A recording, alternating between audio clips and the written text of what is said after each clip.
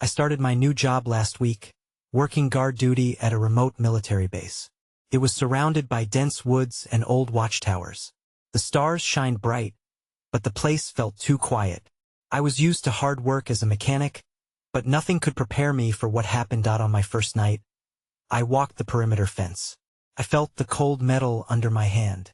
That was when I heard them soft footsteps echoing in the dark. I stopped and listened, but all I heard was the wind. I thought maybe it was an animal. I shrugged it off. It was just my imagination, I told myself. The second night I was back on patrol.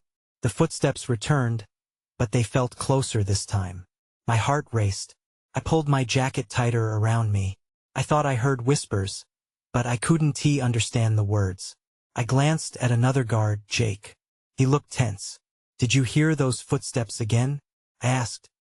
He nodded, eyes darting to the shadows. By the third night, I couldn't shake the feeling something was wrong. The other guards were jumpy, saying they'd seen shadowy figures near the old depot. I figured they were just messing with each other, but I wasn't so sure anymore. That night, the air felt heavier. The footsteps surrounded me. I wanted to stay calm, but it was hard. When I turned the corner by the depot, I swear I saw a figure dart into the trees. My heart raced, and I felt ice run down my back. I tried to tell myself it was just stress. I checked my radio to call in, but there was nothing but static. I felt like I was losing my grip. Then the whispers came again. They were clearer this time, almost calling me. I stepped back, breath hitching in my throat. I wasn't sure what to do. Suddenly, the footsteps stopped. The silence was thick around me. Then, I heard a voice, cold and low. "Why are you here?" I turned, but no one was there. I stared into the woods, swallowed by shadows. My skin crawled. I stood frozen, not knowing what to think. After my shift, I couldn't sleep. I kept replaying everything in my head. What was out there? I had never experienced anything like this before. The next day, I spoke to Jake. "This place is messed up. I senti it?" I asked. He nodded slowly, looking uneasy. "Yeah. I don't like it here." Now, every night since, I've been haunted by that question. What was out there, and why did it want me? The base feels like a trap now. I can't shake the feeling of being watched. I never found the answers I needed. All I know is that something is there, deep in the woods, waiting. The fourth night came, and I was on edge. It felt different from the nights before. As I made my rounds, I couldn't shake a feeling of dread pooling in my stomach. Each shadow seemed deeper, the trees looming closer as if they were creeping toward me. When I reached the old depot, I stopped. There was something different about the atmosphere. The usual sounds of the night were strangely muted. It was like the whole world had been silenced. A shiver ran down my spine, and I gripped my flashlight tighter, flicking it on.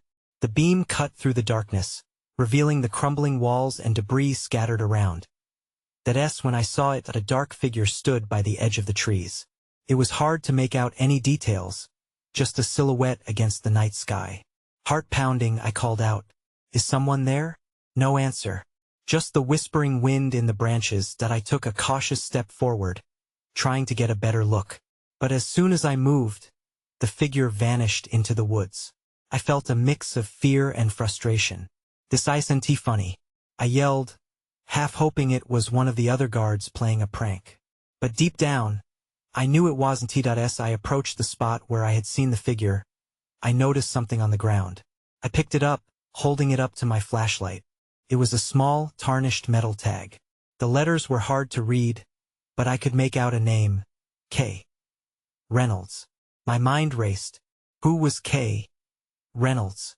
I couldn't remember hearing that name before.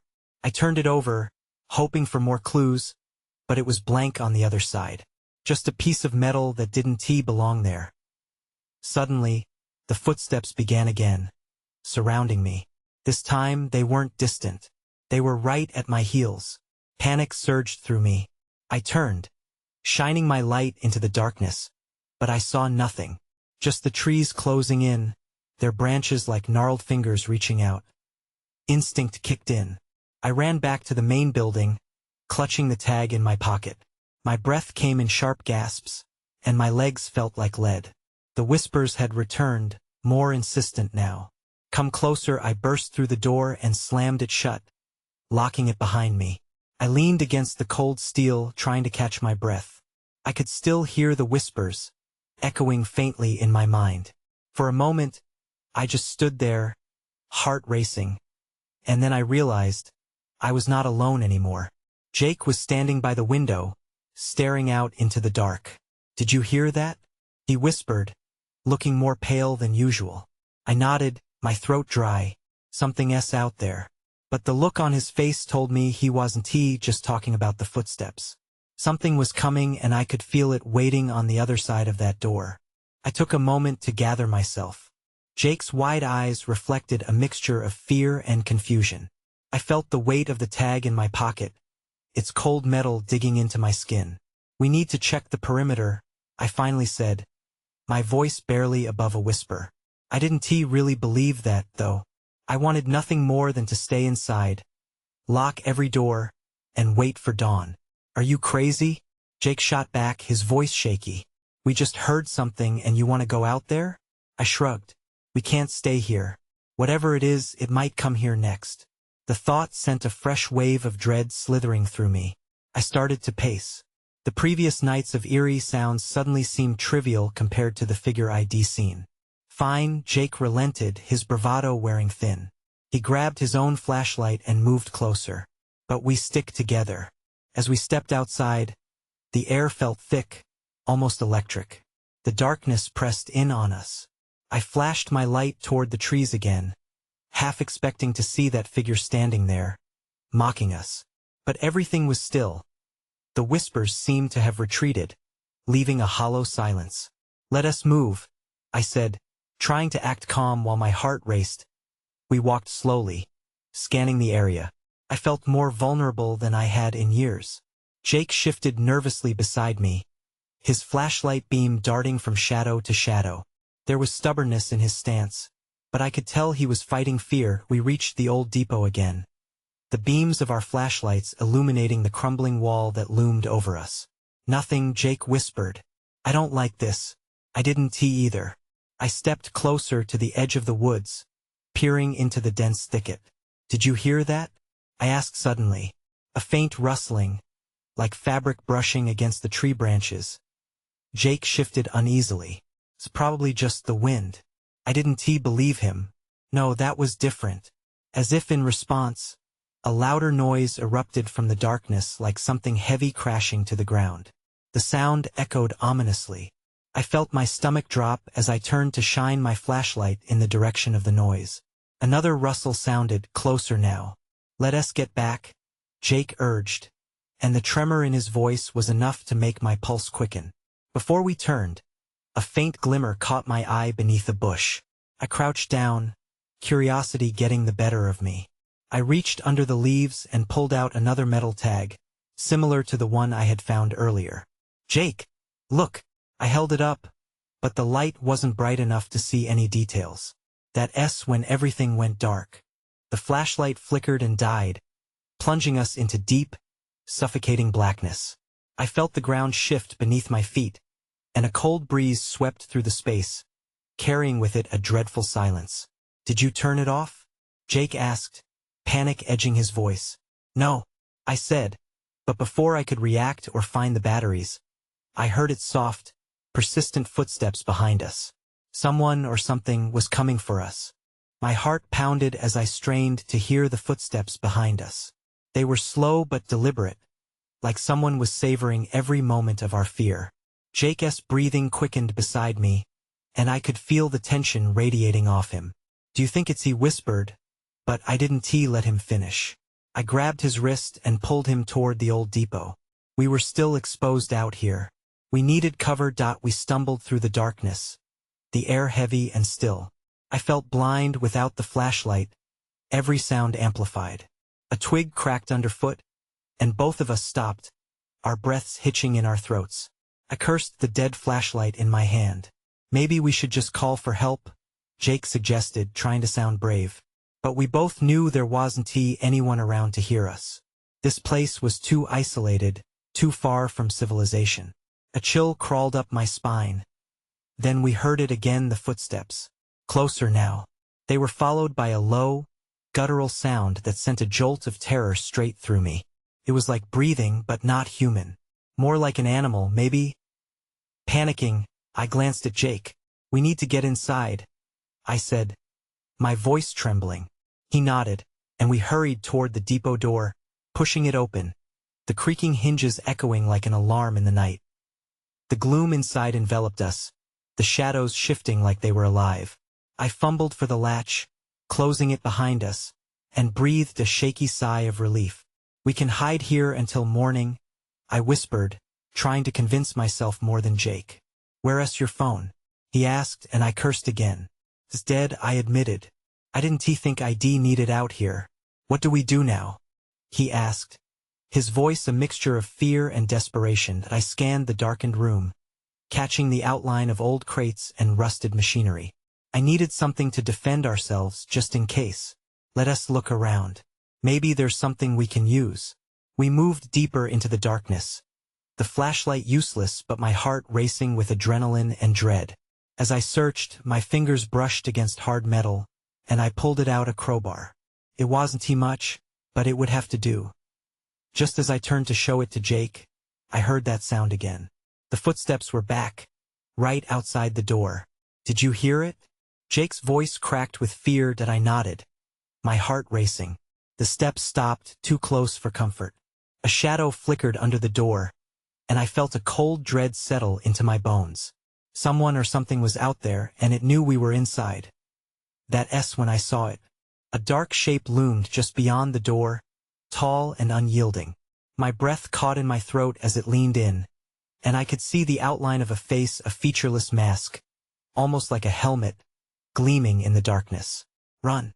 I yelled, grabbing Jake's arm. We bolted toward the back of the depot, hearts pounding as the sound of knocking began, strong and insistent. Our time was running out, and we needed to find another way out. We darted to the back of the depot, my mind racing. I could feel Jake's panic beside me, but I forced myself to focus, to think. The knocking intensified, hollow and relentless, vibrating through the old wooden walls. I needed to find a way out before whatever was out there decided to get in. There was a small window near the rear of the building, framed by rotting wood. I rushed over, heart pounding. It was just high enough that I might need help, but I glanced back at Jake. His eyes were wide, reflecting pure terror. "Can you boost me?" I asked. He nodded, still breathing hard. Together, we quickly moved a stack of crates underneath the window. I climbed on top, my legs shaky with fear and adrenaline. As I hoisted myself up, I could hear the footsteps shifting outside, the sound of heavy boots dragging across gravel. They seemed to be circling the building, searching. "Come on, hurry," Jake whispered urgently. I squeezed my eyes shut, pushing aside the instinct to hesitate. I didn't want to be here a moment longer than necessary. That I managed to get my elbows on the windowsill, glancing out into the night. But as I looked, my stomach dropped. "Jake, it's blocked," I said, panic creeping back in. A mass of thick brush and debris lay piled outside, making it impossible to climb through without dropping down to the ground. My heart sank. I was starting to feel trapped again. "Then what?" he asked, his voice rising a bit. The knocking persisted, now accompanied by a strange whispering sound that chilled me. It felt almost like it was calling for us. Just then, I noticed something glint under the moonlight in the corner of the depot. Curiosity tugged at me, even in the face of danger. I quickly turned away from the window, hopped back down the crates, and raced toward it. "What is it?" Jake was right on my heels, the tension thick enough to cut. I reached the glinting object and knelt down. It was a set of keys, big and old-fashioned, hanging from a rusty ring. My heart skipped a beat. "Maybe this opens the front door," I said, half hoping, half dreading what I'd find. "Or it could open something worse," Jake replied, looking out toward the door again. He shifted nervously. I pocketed the keys. "We don't have time. We might be able to get out this way." With that, I dashed back to the front door, Jake following closely behind. Just as I arrived, the knocking stopped. A heavy silence fell around us. I looked at Jake, and we both held our breath. The door stood like a sentinel, waiting as I fumbled with the keys. I tried the first one, then the second, until finally I heard a satisfying click. Before I could push the door open, I felt an icy blast of air sweep past me. Something was outside, lurking, and I could sense it ready to pounce. I threw the door wide, and my heart stopped. The mysterious figure stood just beyond the threshold, its helmeted face illuminated by the pale moonlight. It didn't move. Then everything went dark. I blinked, trying to adjust to the darkness that engulfed me. My heart raced as I realized I had fallen backward, landing hard against the floor of the depot. The sudden loss of sight struck me with fear. I scrambled to get back on my feet, breath hitching in my throat. "Jake?" I called out, straining to hear past the pounding of my pulse. I reached out into the shadows, my fingers brushing against cold wood. Panic surged as I felt for him, fearing I might be alone. "Over here," he finally replied, his voice trembling. I followed the sound, my hands grazing the crates until I found him, shaking. "What happened?" I whispered, hoping he knew something I didn't. "I don't know. It's like the lights just went out," he stammered. I could hear the fear in his voice, and it sent a shiver down my spine. We stood together, listening. The knocking had stopped, but the whispers were still there, flowing through the air like a dark fog. They seemed to envelop us, taunting and pleading all at once. I tried to push the noises away, but they felt real and close, like they were coming from inside the walls. "Do you think we should go back to the window?" Jake asked, his eyes wide in the dim light. "Maybe." I hesitated, uncertainty creeping in. "But what if whatever that is outside comes back?" Just as I was about to suggest we move quietly toward the window, a sudden crash erupted from the front of the building. It sounded like wood splintering, and I froze, my heart racing again. "What was that?" Jake whispered, eyes darting toward the door. "Something else trying to get in," I replied, my voice barely above a whisper. We needed to act fast, our time was running out. I took the keys back from my pocket, heart thumping in my chest. My previous bravado faded, replaced by sheer desperation. "We need to get out of here," I said firmly, though fear seeped into my words. I crept toward the entrance, the keys jangling softly. I slipped one into the lock, but just as I did, the figure loomed back into view, shrouded in shadows yet again. It stepped forward, and the air thickened with tension. The helmeted figure was closer now, revealing more of its silhouette. I caught a glimpse of something metallic glinting at its side. My breath caught. "Run!" I shouted suddenly, adrenaline pushing me forward. Jake didn't hesitate. We bolted toward the rear of the depot, hearts pounding against our ribs. As we dashed, I glanced back. The figure remained at the door, unmoving, watching. But then something happened. It raised its arm, and with a swift motion, I heard a sharp crack. "Go, go, go!" Jake yelled, pulling on my arm as I stumbled toward the window again. If we didn't escape, I felt certain we wouldn't get another chance. In that moment, I made a promise to myself. I needed to find out who or what that figure was, and soon. But for now, survival was all that mattered. Just then, I noticed something strange on the wall. A series of scratch marks, deep and jagged, leading toward the back of the depot. My gut twisted. We weren't the first to find ourselves cornered here. That I stopped short, fear coursing through me as I realized we were not alone. "Jake," I said, gripping his shoulder. "What if it's not just us?" He turned to me, panic etched across his face. And then, from the shadows of the depot, a low growl resonated, chilling us to the bone. Something was waiting in the dark. The growl echoed through the space, its source hidden in the darkness, sending chills racing down my spine. I turned to Jake, my eyes wide. "We need to move," I whispered urgently. The scratch marks on the wall were a haunting reminder that we weren't alone. We sprinted toward the back of the depot, where the shadows grew thicker. My mind raced. A part of me wanted to look back, to see what was lurking behind us, but I forced myself to keep my gaze straight ahead. Whatever it was, I could sense it was coming closer, drawn by our panic. "Where do we go?" Jake asked, his voice tense. I pushed aside the noise of my heartbeat as best I could. "There has to be another exit back here." I scanned the room, the silhouettes of crates and boxes melting into the inky blackness. Just then, I noticed a faint outline near the far wall. A door. It was small, maybe a service entrance. If it led outside, it could be our lifeline. "Over there." I pointed, leading the way. As we approached, I could hear the growling becoming more pronounced, more insistent, as if it was aware of our movements. I could hardly breathe, adrenaline flooding through my veins. I reached for the doorknob, trembling. "Please be unlocked," I murmured under my breath, twisting it. Turned. A soft click echoed into the stillness. My heart soared for just a moment until the growl morphed into a snarl, reverberating through the air like a predator ready to strike. "Jake!"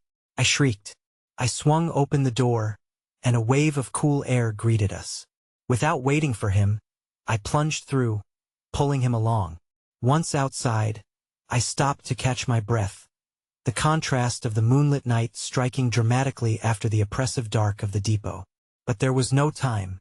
A rush of cold fear jolted through me as I turned to face the exit. Behind us, the door slammed shut with a resounding thud, seeming to lock itself. I fell backward, heart racing again. The growling continued, now muffled but echoing through the closed door. Whatever had been inside was still there, waiting. "What was that?" Jake gasped, eyes staring wide. "I don't know, but we need to keep moving." I pulled him away from the door. "We can't stay here." We stumbled through the overgrown grass surrounding the depot, my mind whirling. Then I saw something ahead, a trail leading away from the building into the deeper woods. "We should follow that," I suggested, tension coiling in my stomach. There was still a chance we could escape whatever was hunting us. Just as we stepped onto the path, the ground shifted beneath us. A flare of light ignited in the distance, coinciding with another crash from inside the depot. I crept forward, squinting into the trees. "That light," Jake breathed beside me. I suddenly felt a surge of dread. "It's not just us," I whispered. Then, I looked down at a strange object partially buried in the ground, a small communicator, with a flickering screen. As I picked it up, the screen illuminated, revealing a distorted figure. It was a grainy, ghost-like image of a familiar face. I froze, recognition hitting me hard, but before I could react, a loud growl erupted from within the trees, echoing all around us. "Jake, we need to run. Now!" I shouted, clutching the communicator tightly, sudden urgency coursing through me. The forest embraced us in shadows as we sprinted down the trail, the sound of something crashing through the underbrush behind us, closing in fast. We ran blindly, branches slapping against our arms and legs as we darted through the forest. I could hear the growling behind us, relentless and sharp, mixing with the pounding of my heart. It was as if we were running from a nightmare that had stepped into reality. "Do you think it's still following us?" Jake gasped between breaths. "I don't know, but we can't stop to find out." My fear surged again as a twig snapped behind us, echoing like a gunshot in the silence. I glanced over my shoulder, just for a moment. Out of the corner of my eye, I caught a flash of movement, a dark shape darting between the trees. Panic clawed at my throat. "Faster," I urged. We pushed ourselves harder, the trail winding deeper into the woods. My legs felt like lead, but the thought of what might be stalking us kept me going. Then, through the trees, I spotted another light, but this one flickered erratically, as if it were struggling to stay alive. Felt like an illusion, tempting me with its false promise of safety. I pointed it out to Jake, and he nodded. His face pale but determined, we altered our course, veering toward the light. It grew brighter, revealing a small clearing ahead. I could see a half-collapsed building illuminated in the flickering glow. It looked abandoned, yet its presence seemed to pulse with unspoken stories. "Should we check it out?" Jake asked, uncertainty trembling in his voice. I hesitated, glancing back towards the darkness. The growl had quieted, but the air felt charged, as if something was just out of sight, waiting. "We don't have much choice. We need to hide," I said after a moment. We approached the building cautiously, scanning the area for signs of life or danger. The door swung slightly on its hinges, creaking ominously. I pushed it open, letting the faint light spill into the dusty interior. Old crates lined the walls, and debris lay scattered across the floor. "Looks like no one has been here in years," Jake whispered, stepping inside. I followed, the air heavy with the smell of mildew. We moved deeper into the building, my pulse racing. I spotted an old military radio, much like the communicator I had found earlier. I knelt beside it, inspecting the dusty surface. Suddenly, a low rumble echoed from the direction of the entrance, a noise that made my skin prickle. It sounded far too similar to the growl we had heard. "Did you hear that?" Jake's voice was barely audible that I nodded, panic welling up again. "We need to find a way to secure the door." With shaking hands, I pushed against the door, forcing it shut. I searched for anything to prop it. An old wooden crate caught my eye, and I shoved it against the door frame just as I heard it snarl, closer this time, from just outside. "Move!" I yelled, racing to the far corner of the room. Jake followed, eyes wide with fear, as we huddled behind the crumbling wall. "Do you think it sees us?" he whispered, breathless. "I don't know, but it's still out there." I held my breath, listening intently as the footsteps grew louder. Then everything went dark. The flickering light from the radio dimmed, leaving us in a suffocating darkness. I felt the panic bubble inside me again. Before I could fully process what was happening, I heard the door creak ominously, shifting beneath the weight of whatever was outside. Jake, I breathed, the darkness closing in, and for the first time, I truly feared that it might be the last time I'd see the world outside. The silence fell around us like a heavy blanket. I strained my eyes, trying to make sense of the pitch black. My heart raced, and every second felt like an eternity. I could hardly breathe, convinced that whatever was outside would find us if we made a sound. "Do you have your phone?" Jake whispered, panic creeping into his voice. "No, I left it behind," I said, frustration biting at my fear. My thoughts raced. I had no light, no weapon, nothing to protect us. The door creaked again, and a shiver ran down my spine. The sound was too familiar. It was the same groan I had heard before. Had whatever was outside grown bolder? "I should have checked before we came in," I muttered, cursing my failure to be prepared. Jake huddled close, and I could feel his body trembling beside mine. I wished I could reassure him, but I was terrified too. Our breaths mingled in the darkness, creating a symphony of fear that matched the shifting shadows around us. Suddenly, I heard another noise, not just the door, but something inside the building. A soft rustle like fabric against wood, or maybe paws against the floor. I froze, and so did Jake. "Did you hear that?" I whispered, but my voice was barely louder than a breath. He nodded slowly, eyes wide, and for a moment I thought about how our fate now rested in the hands of whatever was in the dark with us. What if it was waiting for us to make a move? The rustling grew closer, and without thinking, I reached for Jake's wrist, tightening my grip. He squeezed his eyes shut. "What do we do?" he asked, his voice barely above a whisper that I had no answer. My mind flickered through a dozen possibilities, none of them good. Just then, a sudden crash echoed from the direction of the entrance, sending a jolt through my body. It sounded like something or someone had smashed into the door. "Run!" I shouted, instinct taking over. I bolted from our hideout, dragging Jake behind me. We burst into the main room, but the flickering lights had completely gone out now. We stumbled through the darkness, desperate to find another way out. The air felt charged, thick with anticipation. I could hear the growling again, closer, and the rhythm of footsteps stalking us, each step echoing like a drum in my ears. We reached a window, and my heart sank when I saw it was barred shut. "We can't stay here," I said, scanning the walls for an escape. But just then, the growl became a snarl, a rumbling sound that sent heat coursing through my veins. It was so close now. "Over here," Jake shouted, pointing to the far corner where a small door barely peeked through the shadows. I rushed toward it, my pulse racing anew. The door looked worn and barely hinged, but it might be our only chance.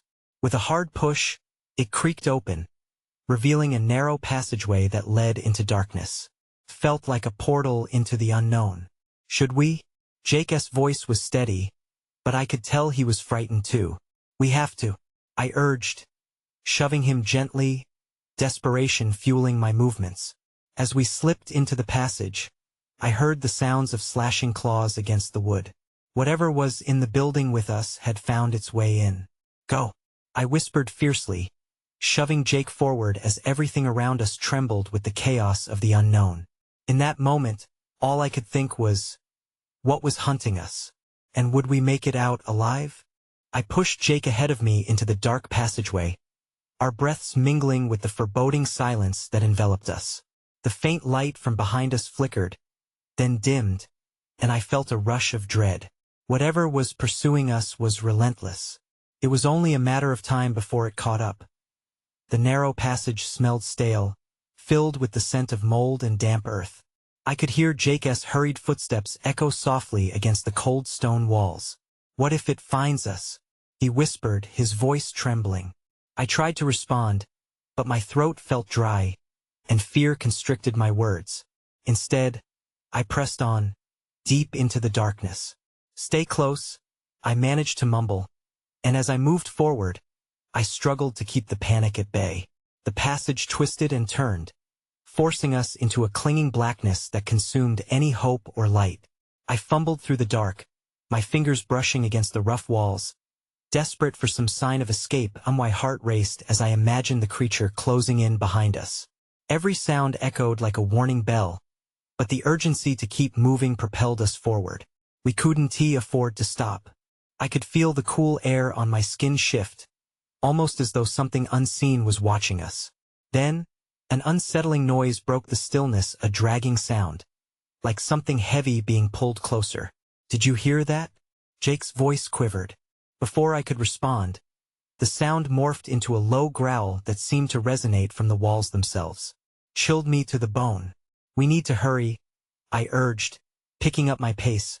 My heart thumping wildly. A glimmer of light up ahead caught my eye, barely perceptible, like a distant promise. Without thinking, I lunged forward, pulling Jake along as I hurried toward the light. We emerged into another room, and the sudden brightness overwhelmed us. I shielded my eyes, squinting into the unfamiliar space. This one was larger, with scattered remnants of old military equipment scattered around. Is it safe? Jake whispered, trembling slightly. I couldn't say for sure, but it felt better than the tight confines of the passage behind us. I could still hear the faint growl echoing somewhere back in the darkness. But that was a comfort too, at least we hadn't been cornered. I turned to scan the room, looking for something we could use. My gaze landed on an old, rusty door at the far end. There, I pointed, my voice rising with desperation. That might be our ticket out. We crept toward the door, adrenaline surging, but just as I reached for the handle, a sound shattered the atmosphere, a heavy thud. I froze. What was that? Jake's eyes widened with terror, and I felt my own pulse quicken again. The growl roared once more, louder this time, rumbling through the room like a storm. Go! I shouted and threw the door open, revealing a narrow staircase leading up. Quick! We bolted up the steps, each footfall echoing our desperation. As we climbed, I could hear something crashing against the door behind us, splintering wood flying through the air. There was no time to doubt. We reached the top, and I pushed through a heavy door at the end.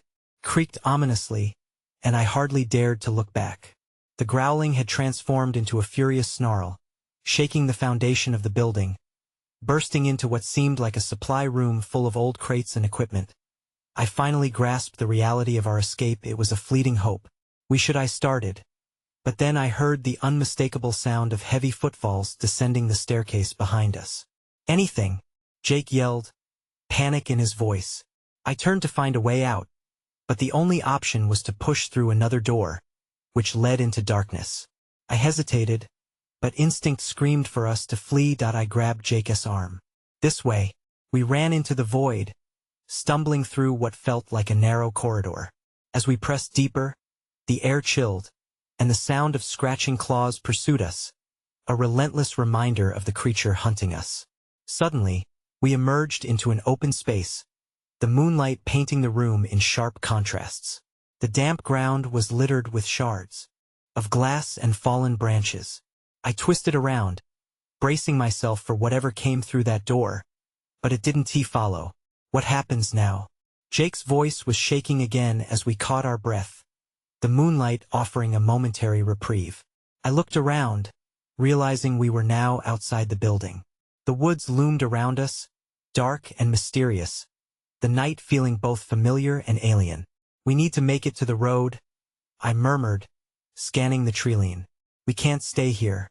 But as we turned to go, a low, rumbling growl erupted from deep in the woods, displacing the brief moment of calm. It seemed to acknowledge our presence, echoing the same ominous whisper that had haunted us. Suddenly, the hairs on my neck stood on end. The threat wasn't just behind us, it was everywhere. Waiting for us, we hesitated, fear gripping us. I looked at Jake, who was wide-eyed and pale. What do we do? He asked, tension reflected in every feature.